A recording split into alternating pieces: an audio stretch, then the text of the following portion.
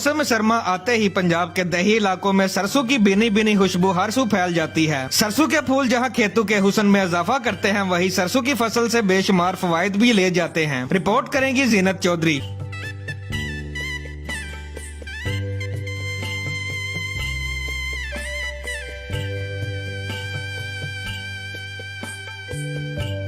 सर्दी की आई जिला गुजरात में सरसों की बहार भी ले आई। गुजरात के मुख्तलिफ देहातों में जा सरसों के पीले फूलों के दिलकश नजारे आंखों में ठंडक और रूह में ताजगी का एहसास पैदा कर रहे हैं। सरसों को सर्दी की फसल भी कहा जाता है और मौसम सरमा में सरसों की फसल जिला गुजरात की खूबसूरत पहचान बन गई है, जो कि काश्तकारों की मेहनत का मुंह बोलता सबूत है। सरसों की ये फसल जो है हमारे किसानों के लिए बहुत ही मुनाफा बख्श फसल है। इसके बेशुमार इस्तेमाल है, जैसे कि इसके पौधों के ऊपर जो बीज होते हैं उनसे सरसों का तेल बनाया जाता है, जो कि इंसानों के इस्तेमाल के साथ साथ जानवरों के इस्तेमाल के लिए भी होता है। और उसी बीज के साथ इनके लिए जानवरों के लिए खल बनाई जाती है, जो कि इनके दूध के में इजाफे का बायस बनती है। उसके अलावा इस फूल के ऊपर शहद की मक्खी बैठती है, जो कि शहद की पैदावार में इजाफे का बायस बनती है। इस फसल की जड़ में उगने वाले पत्तों से दही इलाकों का मरगूब सालन सरसों का साग भी बनाया जाता है। इसकी जो जड़ें होती हैं और इसके जो पत्ते हैं निचला हिस्सा, उससे घरों में साग बनाया जाता है, जो कि हमारे पंजाब की सबसे बड़ी सौगात है। जबकि फसल की तैयारी के बाद इसके बीजों से हुडनी तेल भी हासिल किया जाता है। हुस्नो नजाकत और रंगो ताजगी के इम्तिजाज ने सरसों के खेतों को दिलकश नजारों में तब्दील कर दिया है। इसके साथ साथ सर्द मौसम की ये फसल काश्तकारों के लिए रोजगार का बेहतरीन जरिया भी है।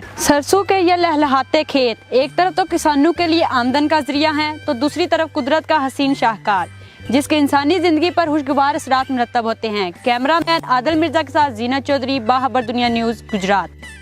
मेरे बाबा कहते हैं हमेशा सच बोलो और सच्चे लोगों की ही बात सुनो। सच्ची और अच्छी अच्छी खबरों के लिए सब्सक्राइब करें बाखबर दुनिया न्यूज को। बाखबर दुनिया, दुनिया भर की खबरें।